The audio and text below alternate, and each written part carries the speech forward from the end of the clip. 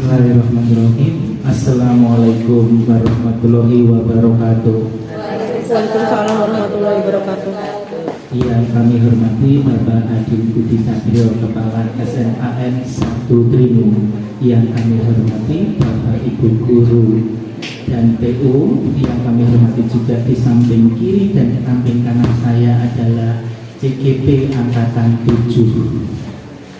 Puji syukur kehadirat Allah Subhanahu wa Ta'ala karena atas limpahan rahmatnya pada siang hari ini kita bersama-sama dapat mengikuti rapat dinas sekaligus kegiatan diseminasi aksi nyata budaya positif dari rekan-rekan kita CGP Angkatan 7. Semoga selawat dan salam tetap terlimpahkan pada junjungan kita Nabi Muhammad Sallallahu Alaihi Wasallam. Sebagai pembuka, marilah kita bersama-sama membaca umul kitab Al-Fatihah.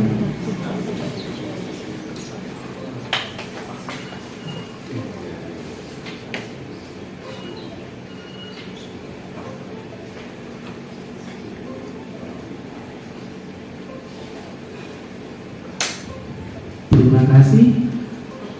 Selanjutnya sambutan dari Bapak Adit sekaligus membuka kegiatan diseminasi aksi nyata budaya positif untuk CGP Angkatan 7. Kepada Bapak Adit kami persilakan. Assalamualaikum warahmatullahi wabarakatuh. Waalaikumsalam warahmatullahi wabarakatuh. Alhamdulillahirabbil alamin wa bihi nasta'in wassalatu wassalamu ala asyrofil anbiya'i wal mursalin Sayyidina wa Maulana Muhammadin wa ala alihi washabihi ajmain. Yang kami hormati CGP Angkatan 7, 4 orang yang tidak kami sebutkan masing-masing nanti akan memperkenalkan diri. Yang kami hormati rekan-rekan CGP Angkatan keempat sejumlah 10 orang yang kita semua sudah tahu di SMA Negeri 1 Trimo. Alhamdulillah mengawali kegiatan rame-ramenya CGP kita sudah mulai dengan 10 orang CGP dan alhamdulillah sudah lulus semuanya.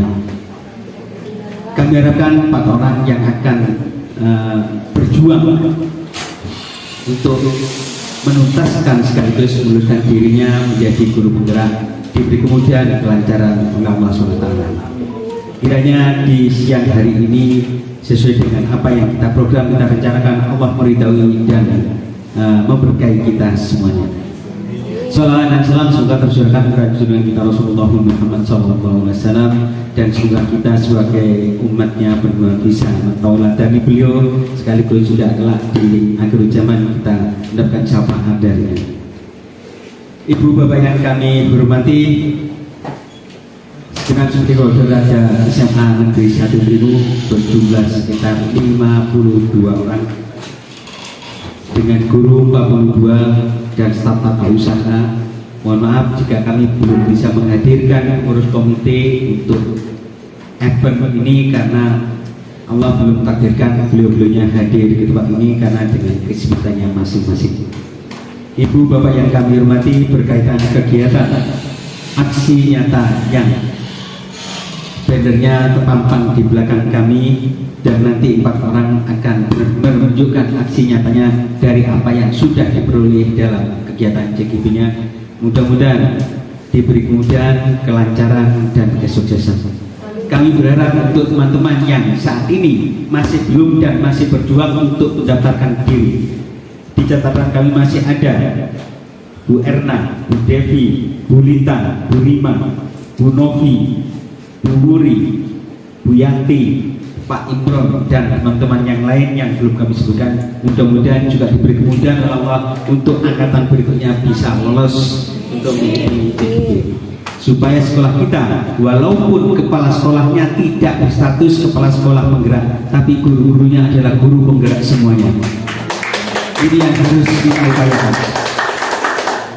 Kiranya dengan ridho dan berkah Allah SWT, kami berharap kegiatan aksi nyata paparan CGP ini Allah meridai, dan atas izin seluruh stakeholder SMA Negeri 1 Dringu, kegiatan dismasi aksi nyata pendidikan guru penggerak angkatan ke-7 untuk modul 1.4 budaya positif di SMA Negeri 1 Dringu Kabupaten Probolinggo dengan ini saya nyatakan dibuka dan dimulai. Terima kasih. Untuk selanjutnya, karena ini pun juga dikemas sebagai rapat dinas, maka nanti selesai aksi nyata dari beberapa teman ini nanti, maka masih ada beberapa paparan-paparan yang khusus urusan kesekolahan baik para wakasek maupun bagian-bagian yang berkaitan dengan P5 di kekurikulum. Kami beri kesempatan dulu untuk teman-teman yang melaksanakan aksi nyata. Demikian Bapak Ibu yang kami hormati, berkaitan dengan kegiatan acara rapat dinas sekaligus juga event aksi nyata dari teman-teman IPB supaya bisa berjalan dengan lancar dan baik. Mari kita ikuti dengan seksama, dengan keikhlasan dan antusias yang tinggi, karena teman-teman sebanyak 10 yang sudah lulus menjadi guru penggerak kemarin pun juga didukung penuh oleh teman-teman yang lain. Kiranya untuk yang paparan ini juga mendapatkan dukungan penuh dari stakeholder SMA Negeri 1 Dringu. Kami sebagai kepala sekolah walaupun tidak berstatus kepala sekolah penggerak tetap mendukung sepenuhnya untuk kegiatan aksi nyata guru penggerak di SMA Negeri 1 Dringu. Wassalamualaikum warahmatullahi wabarakatuh.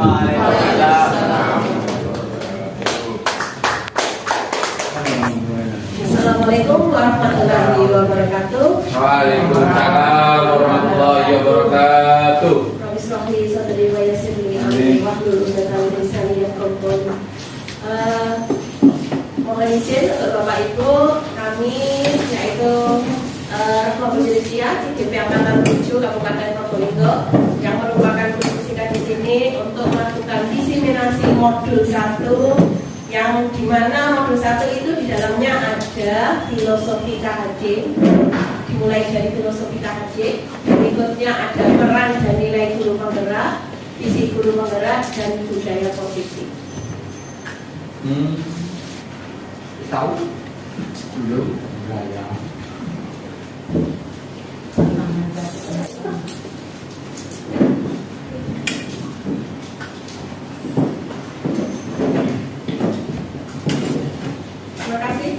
Untuk berikutnya, untuk tahapan kegiatan hari ini ada beberapa tahapan yang dimulai dari pembukaan tadi yang sudah diberitakan oleh Bapak Akhir di ruang yang satunya, itu kurang lebih 5 menit. Berikutnya ada SDK sederhana yang bisa untuk mendongkrak semangat kita untuk melakukan diseminasi.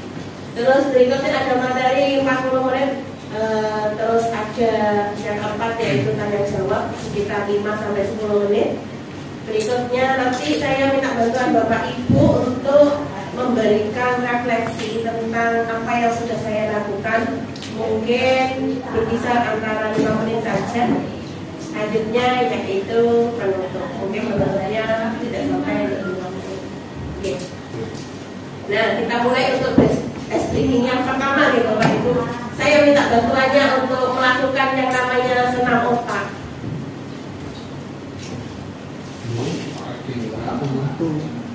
Nah, kegiatannya sebenarnya cuma sederhana, melakukan kegiatan senam otak, melakukan kegiatan di mana kegiatannya antara kanan dan kiri itu tidak sama. Kenapa saya ingin jenengan semua ice breaking menggunakan senam otak ini? Agar semangatnya terdongkrak, terus konsentrasinya bertambah, dan kita jadi lebih semangat untuk mendengarkan atau melakukan kegiatan diseminasi hari ini. Mungkin bisa dibantu.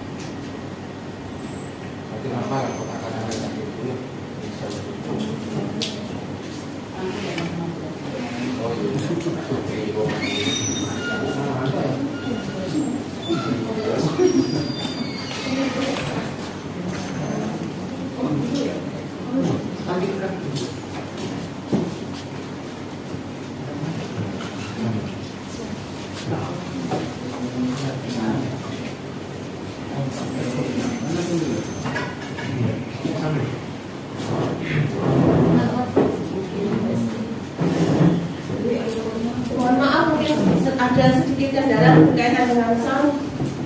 Oh iya, tadi sudah dicoba bisa, ternyata ketika masuk konsultasi. Volume soundnya Pak.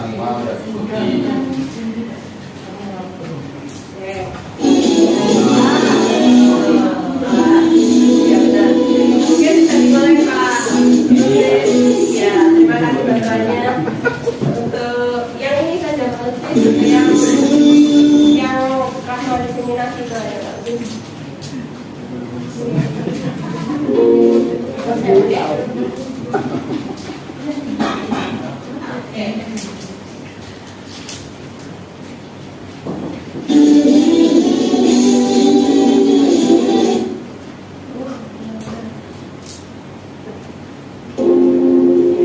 Mungkin bisa sambil duduk atau berdiri. Berdiri monggo, silakan. Jadi caranya tangan mengepal dan iman dulu. Kita mulai.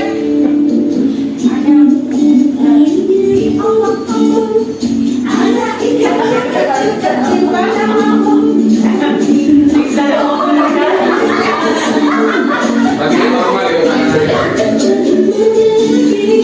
Dingin dimandiin 1 dan 5. Kita mulai. Biar nanti tidak 5-nya. Lagi normal ya.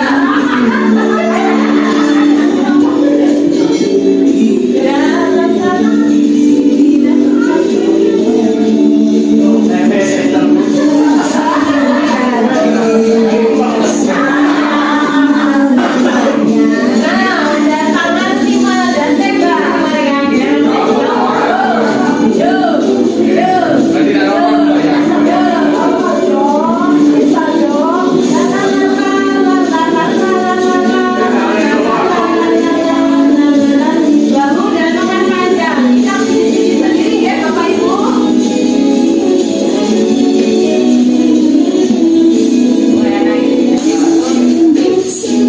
Nah, yang ada nyanyian bakso enak ya.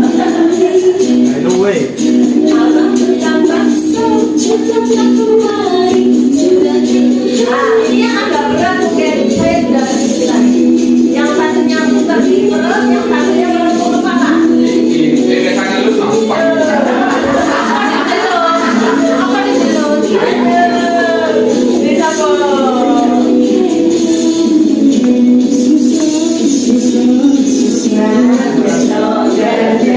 Mau jadi apa? Ayo itu dia lagi.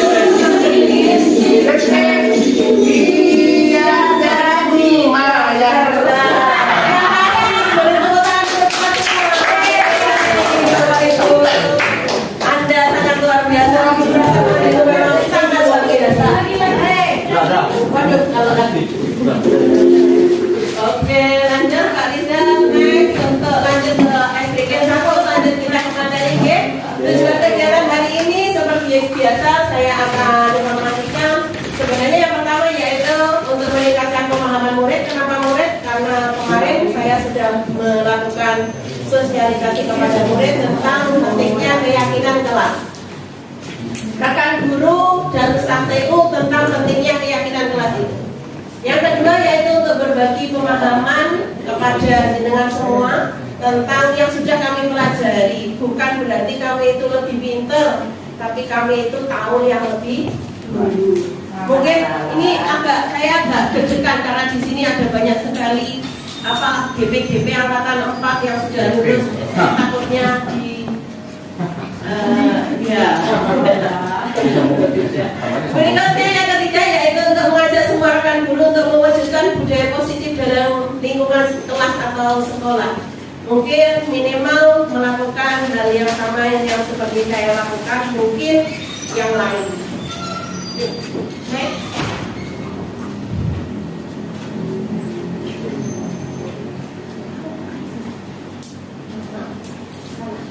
Nah, sebelum kita masuk ke modul 1.1, 1.2, 1.3 dan itu 1.4, mungkin karena ngantuk jadinya ngomongnya 1.3. Modul 1.1 yang sudah kami pelajari itu tentang filosofi KHD. Berikutnya 1.2 peran dan nilai guru penggerak, 1.3 yaitu visi guru penggerak, yang keempat yaitu budaya positif. Dan ini sebenarnya kenapa buat seperti itu, karena itu satu kesatuan dan tidak bisa terpisah-pisahkan. Lanjut masuk ke modul 1.1, guys. Langsung saja habisnya. Oke, mungkin kalau kita masuk ke modul filosofi KHD, ada beberapa dulu waktu zaman kita kecil itu tentang semboyan Ki Hajar Dewantara. Ngarso Suntulodo yang berarti kita berada di depan itu memberikan contoh. Nado Mawon Karso di mana kita di tengah-tengah itu Tepuri Handayani yaitu kita berada di belakang memberikan dorongan atau motivasi. Lanjut Pak. Nah ini yang saya temukan di modul 1.1 tentang filosofi KHD yaitu guru itu sebagai pamong. Maksudnya apa? Memiliki tugas untuk menuntun segala program yang ada pada anak. Kenapa? Sebenarnya anak itu memiliki program masing-masing.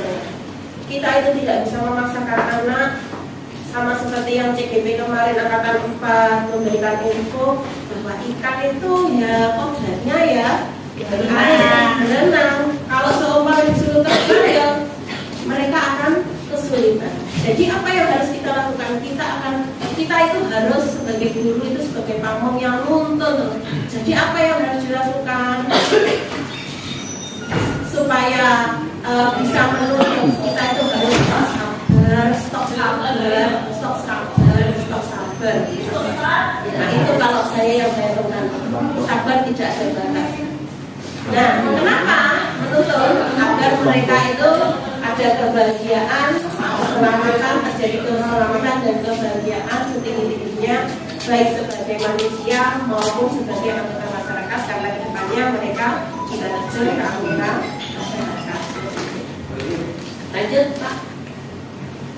Nah ini mungkin lebih jelasnya tentang guru pamong dan proses menuntunnya, bahwa siswa diberi kebebasan, namun pendidik sebagai pamong memberi tuntunan agar anak tidak kehilangan arah. Hal tersebut selaras dengan pendidikan yang membawa pada anak. Berarti kita itu harus, ya itu tadi sabar, intinya sabar, nuntun anak itu sabar. Dan guru sebagai pendidik harus menjadikan siswa sebagai subjek pendidikan di mana pembelajaran berpusat pada anak. Tidak sama lagi kalau kita ketahui tidak sama lagi bahwa sekarang kita pembelajaran itu berpusat pada meskipun sekarang masih 50-50 ya Bapak Ibu ya, masih belum 100% berpusat pada anak, tapi 50-50 kita sudah harus melepas itu semua. Lanjut untuk modul 1.2 peran dan visi guru penggerak. Peran dan nilai guru penggerak.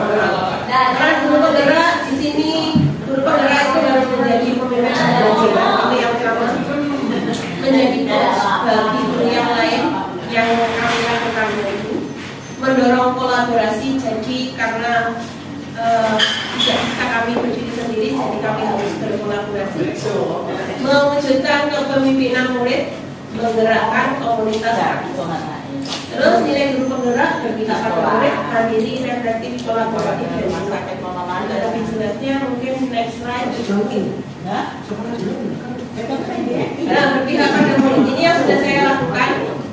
Guru merencanakan dan memberikan pembelajaran yang berpusat pada murid. Guru selalu mengutamakan perkembangan murid dan membantu para murid untuk mandiri dalam belajar serta mewujudkan pembelajaran yang menyenangkan. Saya ke anak-anak mengajak pemahaman anak seperti apa yang mereka adalah apa yang mereka temui dan lain sebagainya. Lanjut Pak Dinda. mandiri. Di mana guru itu harus mandiri. Guru harus memiliki motivasi yang kuat untuk secara mandiri meningkatkan kompetensi yang dimiliki dalam bidang pendidikan melalui beberapa kegiatan pelatihan baik secara offline maupun online. Jadi ya kalau saya sih sebenarnya adalah minimal cukup untuk setiap tahunnya untuk tabungan kenaikan pangkat kalau saya. Selain itu juga harus upgrade ilmu pendidikan yang ada atau berkembang di zaman sekarang. Lanjut, Pak Riza. Reflektif, guru bersifat terbuka untuk melakukan evaluasi diri terhadap apa yang sudah saya lakukan untuk menemukan kelebihan dan kekurangan ketika pembelajaran. Nah, ketika pembelajaran, selepas pembelajaran, refleksi bertanya kepada guru yang lebih senior. Nah, di situ ada Bu Wiwi yang tangannya kelihatan itu Pak Lutfi, mama Pak Lutfi tidak cukup soalnya.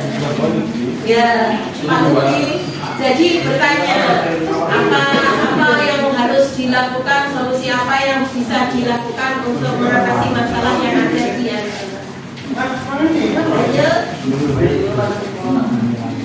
kolaboratif. Nah ini kenapa selalu yang muncul adalah Bu Wiwi dan Pak Lutfi, karena saya ya MDFS dulu, salah kecil dulu kalau saya tidak urus salah kecil dulu MDFS kolaboratifnya atau reflektifnya, nanti next berikutnya mungkin bisa kolaboratif dengan guru mata pelajaran yang lain. Kolaboratifnya membangun hubungan kerja yang positif, menjalin kerjasama dan komunikasi dengan murid, rekan sejawat, komite sekolah, wali murid maupun komunitas praktisi di lingkungan SMAN 1 Trimo. Nah, inovatif ini yang sudah saya lakukan Bapak Ibu. Ya. Alhamdulillah. Inovatif ini yang sudah saya lakukan. Semangat dalam berinovasi dalam dunia pendidikan, mencoba hal-hal yang baru. Yang kemarin itu yang saya lakukan adalah saya itu mencoba mengaplikasikan aplikasi Angry Bird, mungkin permainan zaman agak jadul, tapi itu saya kaitkan dengan materi yang ada di dalam fisika. Ya, Pak. Lanjut, modul 1.3 visi guru penggerak. Visi adalah gambaran visual yang ingin saya capai di masa yang akan datang. Dengan adanya visi, saya akan memiliki rencana kegiatan yang jelas untuk mencapai tujuan pendidikan sesuai peran dan nilai guru penggerak sesuai profil pelajar Pancasila.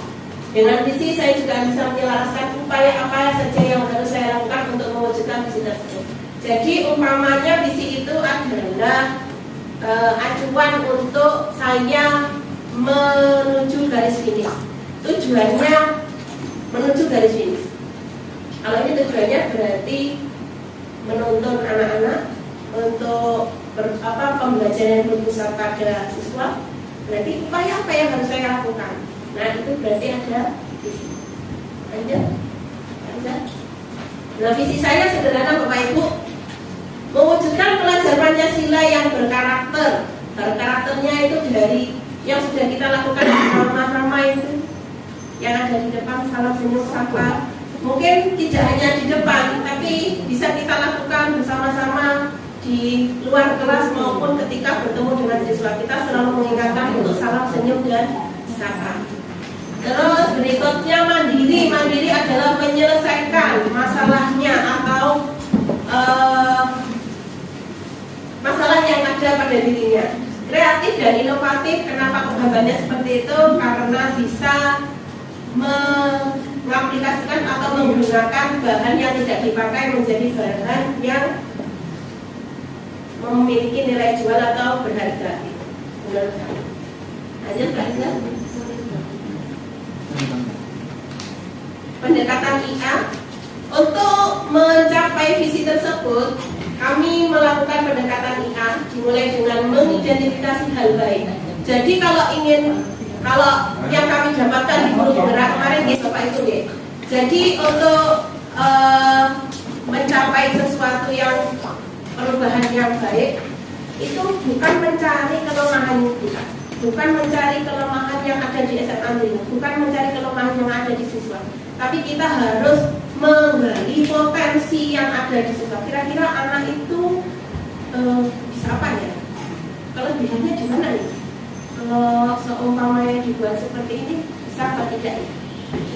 Mencari cara bagaimana hal tersebut dapat dipertahankan. Karena yang susah kita tahu sendiri, yang susah adalah mempertahankan daripada memunculkan atau memunculkan strategi untuk mewujudkan perubahan ke arah yang lebih baik. Berpijak dari hal positif yang telah ada, saya kemudian menyelaraskan kekuatan tersebut dengan visi sekolah impian dan visi saya berbagi sebagai guru penggerak. Mungkin tahapan baca, kenapa dibilang baca? Karena B-nya memang buat pertanyaan, A adalah ambil pelajaran, D dan mimpi, C jabarkan rencana, dan A atur eksekusi. Untuk melakukan perubahan kita harus melalui tahapan ini. Jadi buat pertanyaan dulu, diambil pelajarannya, mimpi apa yang ingin saya capai, dan rencana apa yang ingin saya lakukan, dan langsung mengatur eksekusi. Berikutnya Pak Rizal. Modul 1.4 budaya positif. Salah satu tanggung jawab guru adalah menciptakan suatu lingkungan positif yang terdiri dari warga sekolah yang saling mendukung, saling belajar, saling bekerja sama seperti sekarang ini, sehingga tercipta kebiasaan-kebiasaan baik. Dari kebiasaan-kebiasaan baik akan tumbuh menjadi karakter-karakter baik bagi warga sekolah. Dan pada akhirnya karakter-karakter dari kebiasaan-kebiasaan baik akan membentuk sebuah budaya positif.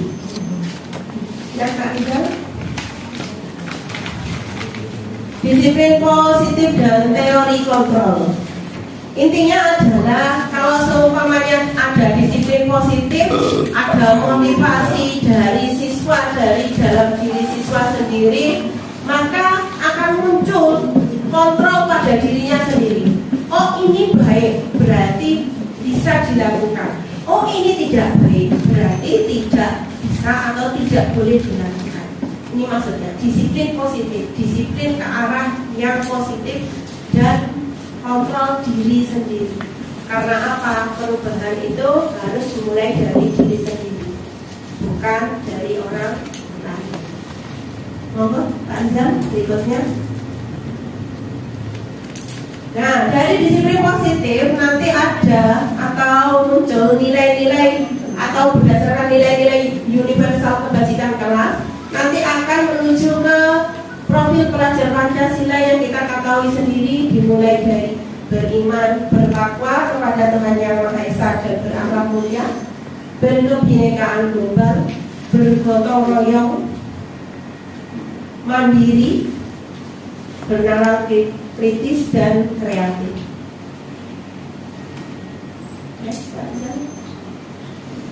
Nah,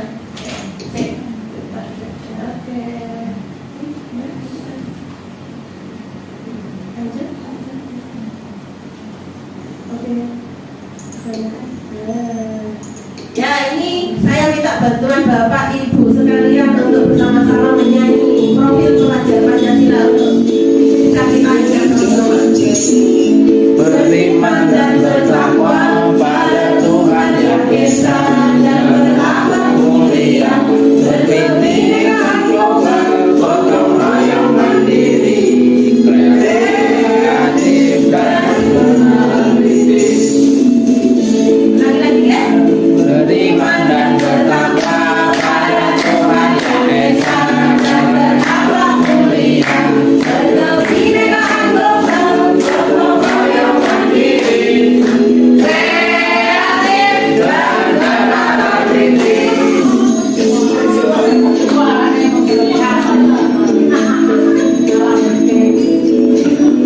Nah, ini profil pelajar Pancasila. Kenapa kita tidak bisa? Ini saya ambil dari YouTube sebenarnya.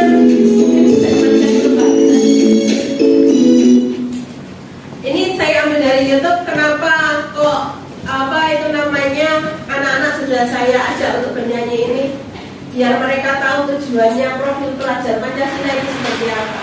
Dengan cara nyanyian sederhana ini, sebenarnya ini dikhususkan untuk anak SD.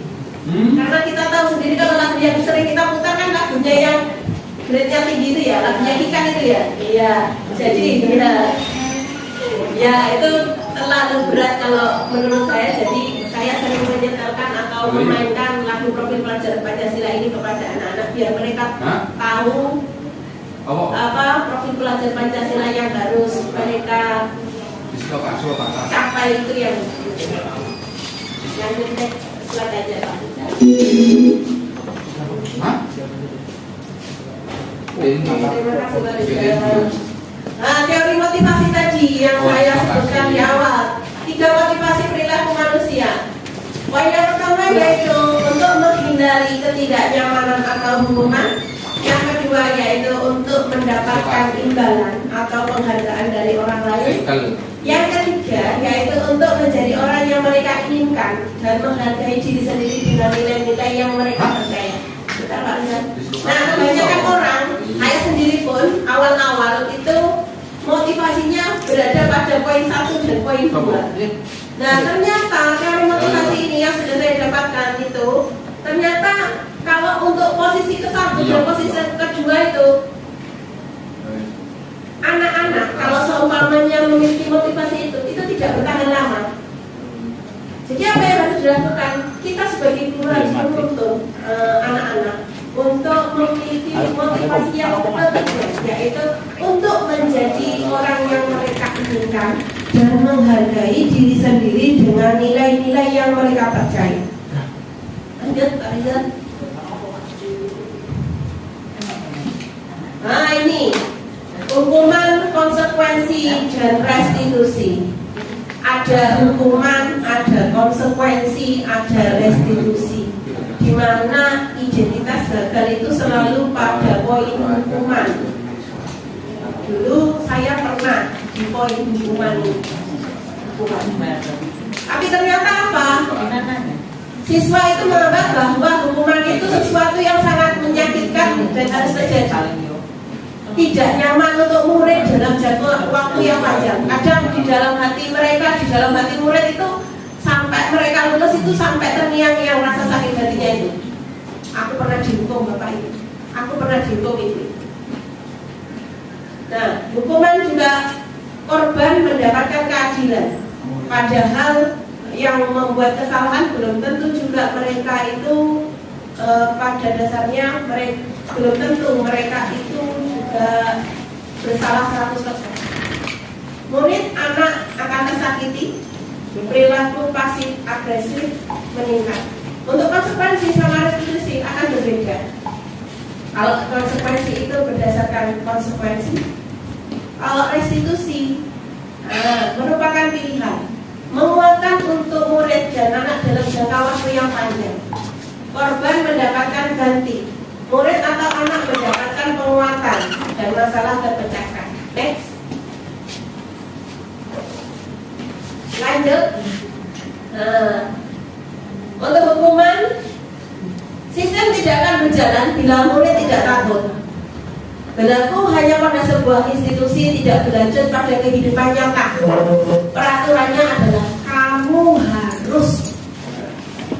Murid anak membenci peraturan. Nah, yang muncul adalah halnya negatif. Terus kata-katanya adalah awas kalau kamu lakukan lagi ya. Nanti awas kamu. Mohon maaf Bu Yuli. Dan modenya adalah paksaan. Mungkin kalau saya melihat BK mungkin bukan ke arah situ Bu Yuli. Mungkin karena apa itu namanya pada akhirnya BK itu sudah melakukan restitusi berkali-kali. Jadinya muncul sengak itu tadi. Ya, terus untuk restitusi perbedaannya adalah murid belajar bertanggung jawab untuk perilakunya. Fokus pada pemecahan masalah dalam jangka waktu yang panjang. Dan kata-katanya adalah apa yang kamu yakini, apa yang bisa kamu lakukan untuk memperbaiki masalah ini. Murid atau anak menghormati dirinya dan orang lain. Munculnya positif. Apakah hal ini yang sesungguhnya ingin kamu lakukan? Pertanyaannya. Dan teorinya adalah teori kontrol yang ada pada diri anak tersebut sendiri. Lanjut Pak Rizal.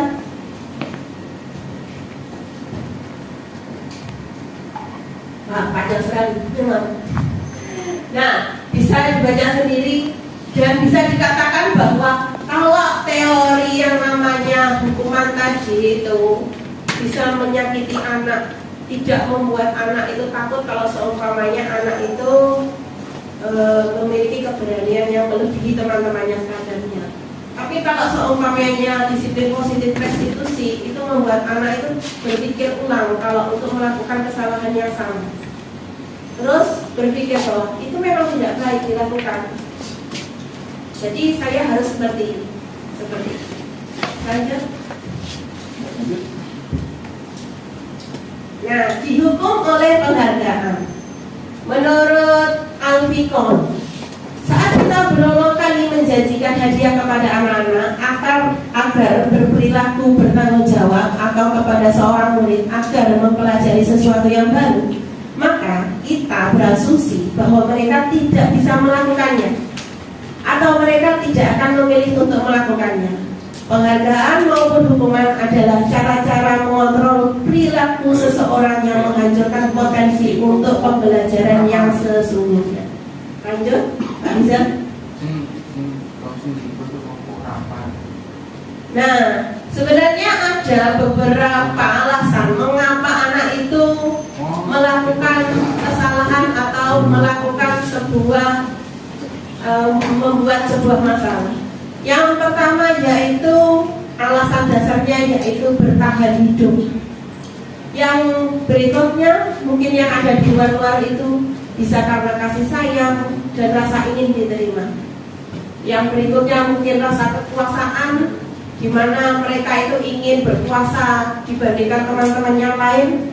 Terus ada bebas, freedom. Terus ada lagi yaitu kesenangan atau fun, di mana anak melakukan kesalahan itu hanya karena mereka senang aja, Bu.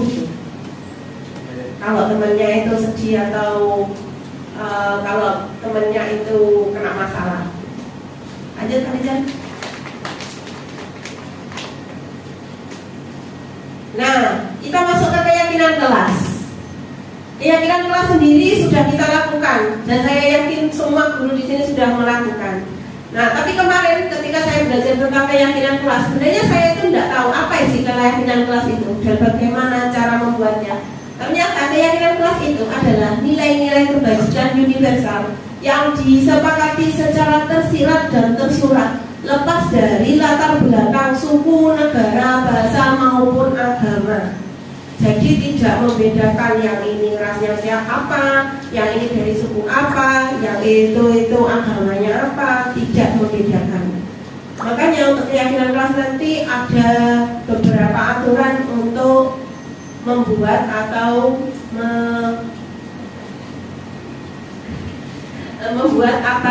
dengan anak-anak itu ada caranya. Dalam penentuan visi sebuah institusi atau sekolah, kita terlebih dahulu perlu menentukan nilai-nilai kebajikan apa yang terpenting bagi institusi tersebut agar dapat mencapai tujuan mulia yang dicita-citakan. Selanjutnya kita akan meninjau kegiatan apa saja yang bisa dilakukan agar dapat menentukan keyakinan suatu sekolah ataupun keyakinan kelas. Lanjut, Pak Rizal.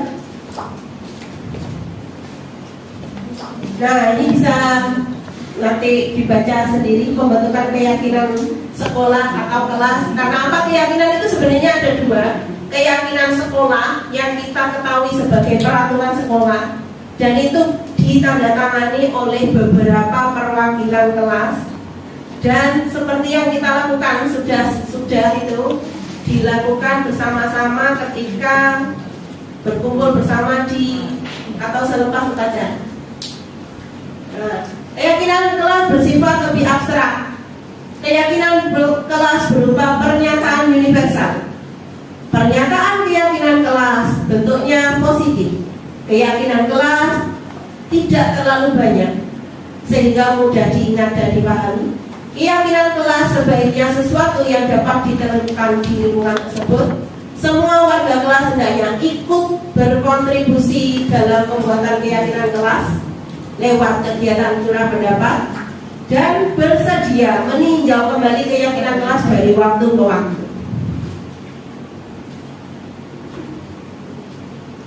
Nah, itu sudah saya kasih hijau-hijau. Yang penting adalah curah pendapat, mencatat semua masukan prosedurnya ya, mengganti bentuk negatif menjadi positif, meninjau kembali curah pendapat yang dilakukan anak-anak.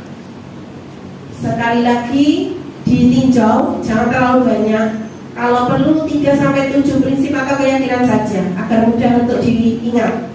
Menandatangani keyakinan kelas tersebut kalau sudah selesai, dan selanjutnya langkah berikutnya adalah bisa dilekatkan di dinding kelas di tempat yang mudah dilihat oleh semua warga kelas supaya mereka ingat apa keyakinan kelas mereka.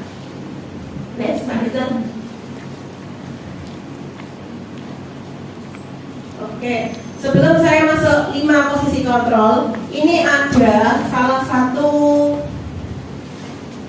hasil. Bentar ya.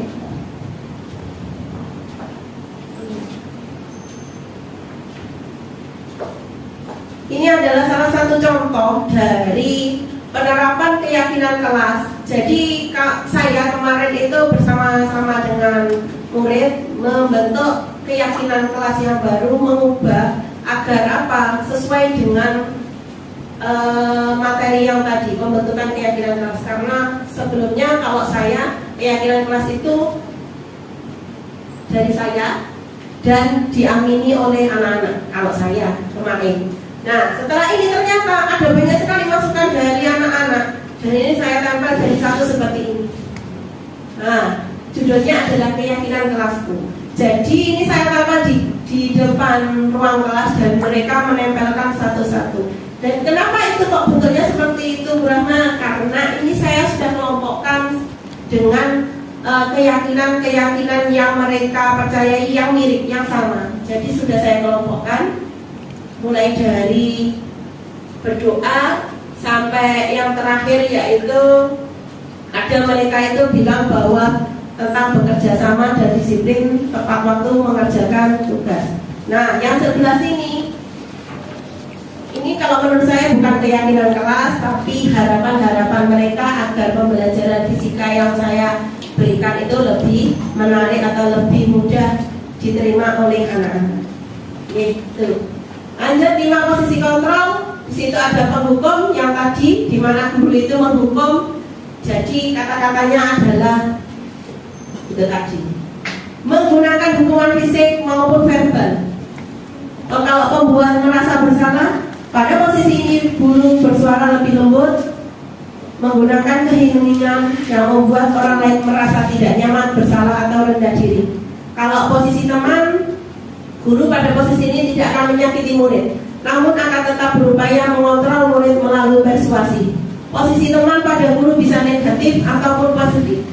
Pemantau, posisi pemantau berdasarkan pada peraturan-peraturan dan konsekuensi dengan menggunakan sanksi konsekuensi. Kita dapat memisahkan hubungan pribadi kita dengan murid sebagai seseorang yang menjalankan posisi pemantau. Nah, yang paling tinggi adalah posisi manajer, di mana posisi ini guru itu berbuat sesuatu bersama dengan murid, mempersilahkan murid mempertanggungjawabkan perilakunya, mendukung murid agar dapat menemukan solusi atas permasalahannya sendiri, juga memiliki keterampilan sebagai teman maupun pemantau. Nah, di sini saya mau bertanya pada salah satu guru mungkin. Nah, dari 5 posisi kontrol yang ada di depan, kira-kira Bapak Ibu guru yang ada di sini itu berada pada posisi kontrol yang mana? Mungkin saya mau minta bantuan kepada Bu Yanti. Monggo Bu Yanti, saya persilakan. Mungkin bisa berdiri Bu Yanti. Terima kasih. Posisi yang sering saya lakukan adalah menggunakan kontrol guru posisi pemantau. Misalnya, saya menggunakan siswa akan sadar tentang yang mereka lakukan. Misalnya menggunakan konsekuensi seperti ini. Seperti itu. Oke. Terima kasih Bu Yanti. Tepuk tangan untuk Bu Yanti.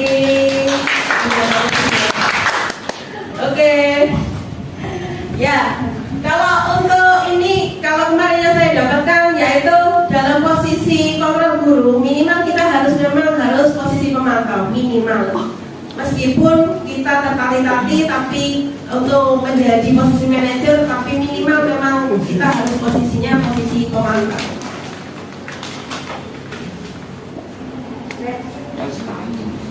Nah, ini ada salah satu video yang menunjukkan 5 posisi kontrol guru. Mungkin bisa dicermati bagaimana posisi kontrol guru 5-5-nya. Salam bahagia Ibu dan Bapak Guru hebat. Dalam penerapan disiplin positif restitusi, salah satu program yang dikembangkan adalah 5 posisi kontrol. 5 posisi kontrol dalam restitusi adalah proses perjalanan seorang pendidik agar dapat mengenali dirinya. Pada video kali ini, kita akan membahas tentang 5 posisi kontrol yang dikembangkan oleh Dayan dosen dan contoh penerapannya.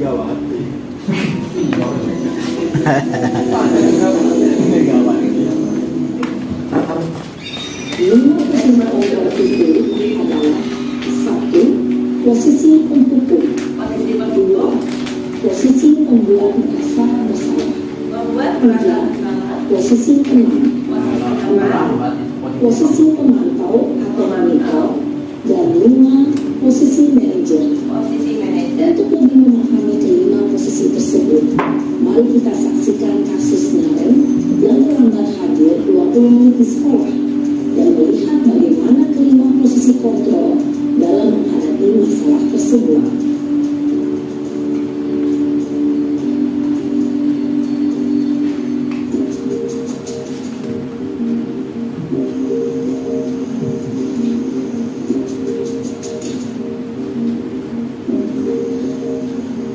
Naren, sini kamu. Selalu terlambat. Kamu deh, pasti terlambat. Maaf Bu, saya Apa? Apa coba? Alasan kamu apa lagi? Kamu sih apa? Dia kamu jadi dasar pemalas. Kapok sih kamu. Maaf ya Billy.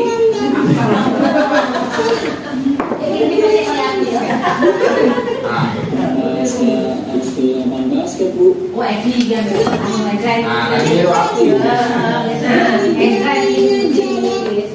Sudah terlambat, masih berani jawab pula. Nah, Pak Lutfi suka karain. Sekarang keliling lapangan basket 5 kali sekalian, biar kapok. Cepat, pergi sana ke lapangan basket. Pak Lutfi mau. Posisi pemukul biasanya berbicara dengan nada tinggi, menyakiti dan menyebut. Sihis. Ibu dan Bapak Guru hebat. Dampak yang terjadi pada murid ketika guru berada pada posisi pemukul adalah murid cenderung akan memberontak, bahkan menyimpan dendam.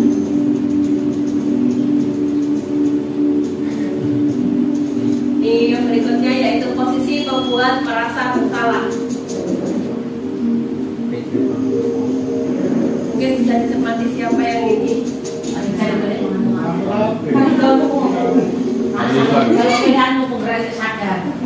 Dari roda ada angin. Naren, kamu kenapa terlambat lagi, nak? Ya Tuhan, Naren. Kamu senang ya bikin ibu susah ya? Enggak, musuh kurang. Ibu yang ditegur. Lumayan ini. Tadi ibu yang dibawa pulang itu saya bilang kan kamu aku mulu.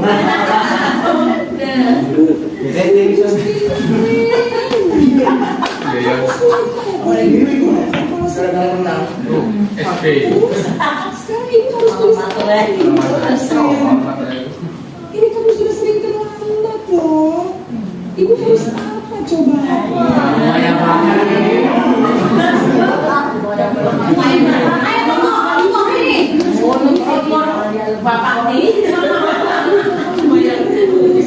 Bisa jadi kurungan. Maaf ya Bu, maaf.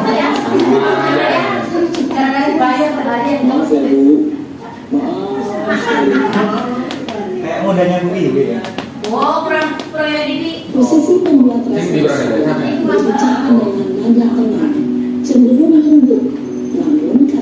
yang diutarakan membuat murid merasa menjadi tenang tapi membunuh kalau menurut saya. murid dirinya sendiri merasa tidak berharga dan tidak sanggup menghargai. Ketika murid mengambil posisi pembuat rasa bersalah, murid akan menganggap dirinya yang bersalah dan ia akan menyimpan emosi negatif tersebut di dalam dirinya.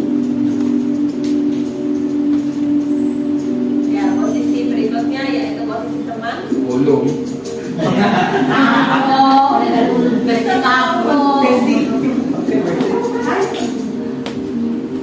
Stres guru ya.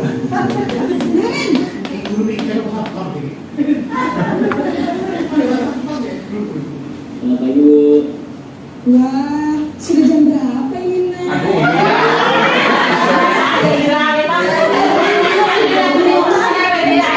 belum banget ini. Iya dah ayo. Kamu bukannya anak yang larinya paling kencang. Kok terlambat sih? Aku Ibu kan gemes. Ini dulu mono lagi. Ya sudah sana. Nanti lain kali larinya lebih kencang lagi ya. Biar gak terlambat. Naik pesawat mungkin ya. Bikin senang ibu. Demi ibu. Bisa? Demi ibu. Demi ibu, demi keng. Akhirnya demikian sama ngomong. Akhirnya demikian. Si teman guru berbicara dengan nada suara ramah atau cenderung bersandar gurau untuk menjaga suasana tetap santai. Murid akan merasa senang, aman, dan akrab dengan guru. Identitas yang tercipta adalah identitas sukses atau berhasil. Jadi dinyatakan seperti Perlu itu. diingat, Iya, karena iya. ini masih dari Lari ini, Bos. eksternal, maka ada faktor ketergantungan dari murid kepada orang tertentu. Di sini guru absennya, sehingga di lain waktu murid bisa berperilaku baik, namun hanya kepada orang-orang tertentu saja. Nah, ini posisi pemantau monitor yang membaca Yanti menyatakan bahwa Ibu Yanti. Ya, Ibu Yanti.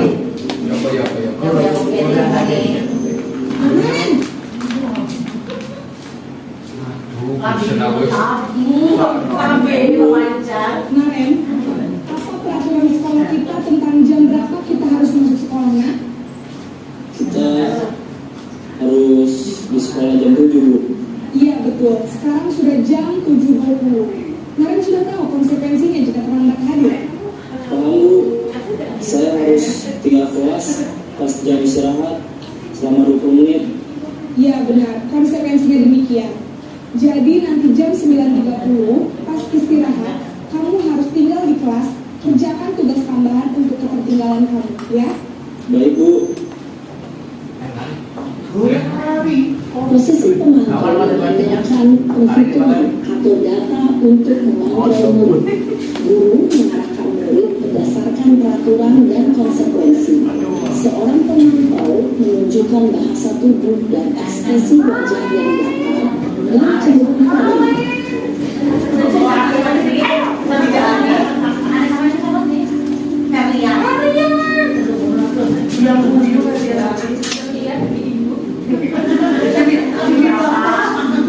Nanti Bapak.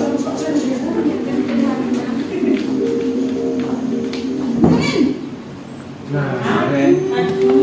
Aduh, pusing. Pagi Bu. Selamat pagi Naren. Maaf Bu, saya terlambat. Iya, sekolah masuknya jam 7, sekarang sudah jam 7.20. Jadi sekarang bagaimana ini, Ren? Maaf Bu, saya lupa alarm saya semalam. Baiklah, menurut kamu, keyakinan sekolah yang Ini mana sebaliknya yang ke keyakinan sekolah. Menghargai diri sendiri dan orang lain mungkin ya Bu. setuju? Jadi, apakah Naren meyakini prinsip saling menghormati tersebut? Iya Bu, saya meyakininya. Apakah Naren bersedia memperbaiki masalah keterlambatan ini? Bersedia Bu. Bagaimana kamu akan perbaiki masalah keterlambatan ini? Nah, dia mencari solusinya. Saya akan coba untuk tidak lupa menyetel alarm saya Bu. Baik, kalau orang yang kamu di rumah, ada orang yang kira-kira bisa bantu mengingatkan tidak? Ada Bu, kakak saya, Kak Emma. Ada lagi selain Kak Emma? Selain Kak Emma, ada ibu saya. Baik, jadi yang mengingatkan Naren adalah Kak Emma dan ibu kalian. Kira-kira akan mulai start alarm kapan ya Naren? Setelah pulang sekolah, akan segera saya lakukan. Baik, jadi Naren akan setel alarm untuk bangun besok pagi dan akan diingatkan oleh kakak dan ibu dan Naren ya. Ada lagi yang mungkin perlu dilakukan Naren agar tidak terlambat bangun lagi. Baik Naren, terima kasih untuk bersama kami. Sekarang kami kembali ke kelas untuk belajar. Baik Bu, terima kasih. Posisi manajer adalah posisi kontrol yang disarankan untuk membimbing murid memiliki sikap disiplin yang positif, yaitu murid yang mandiri, bertanggung jawab, dan dapat memecahkan masalah. Tujuan dari posisi ini adalah agar murid dapat berefleksi atas tindakannya.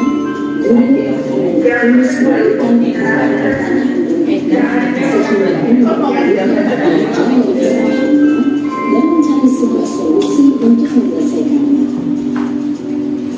Ibu setelah mengerti bagaimana posisi kontrol kalian, kira-kira posisi mana yang paling ideal?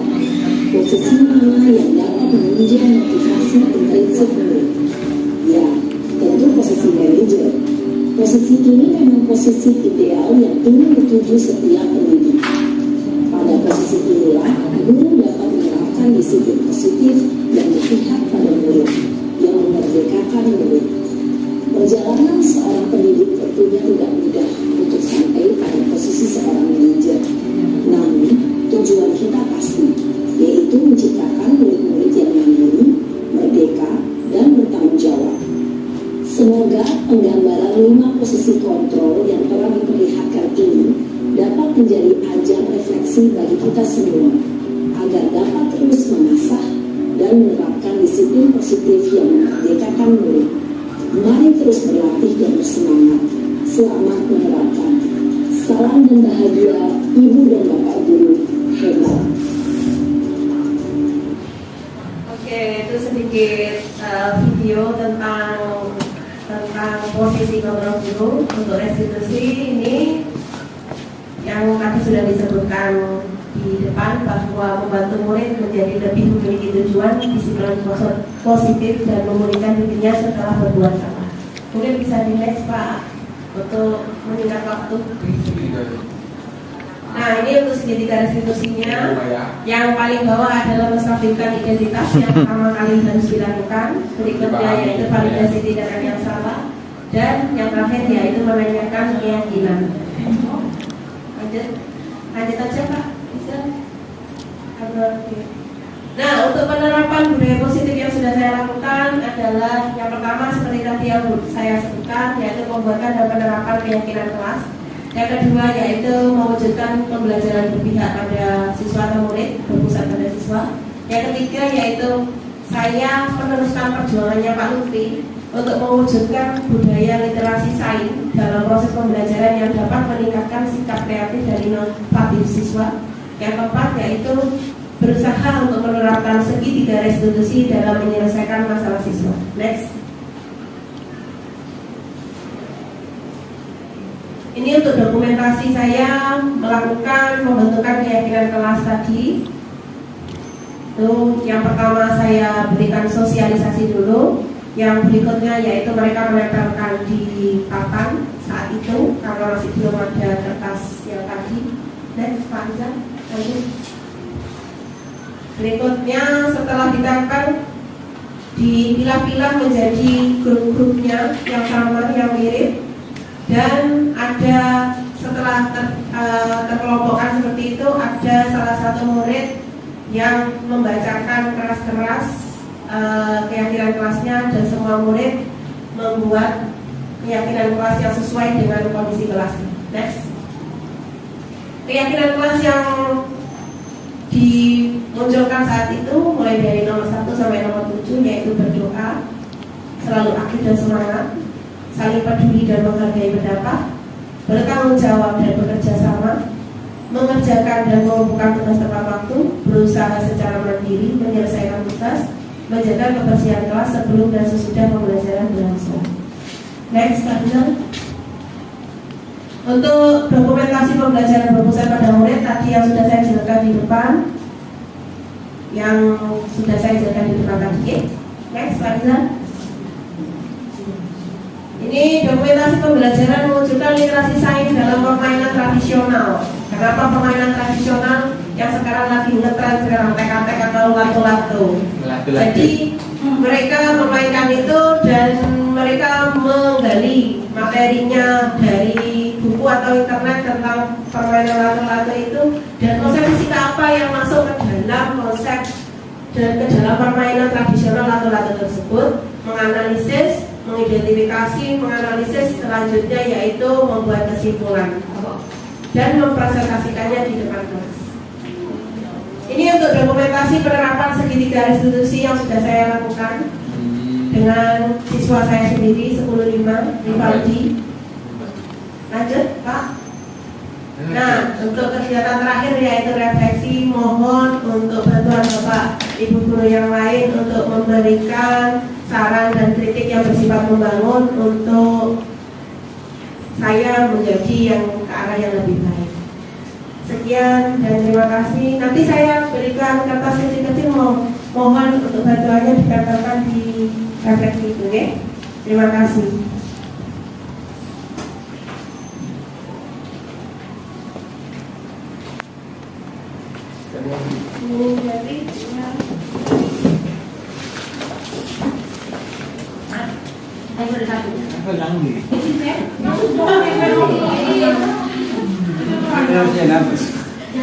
Ada lagi tinggal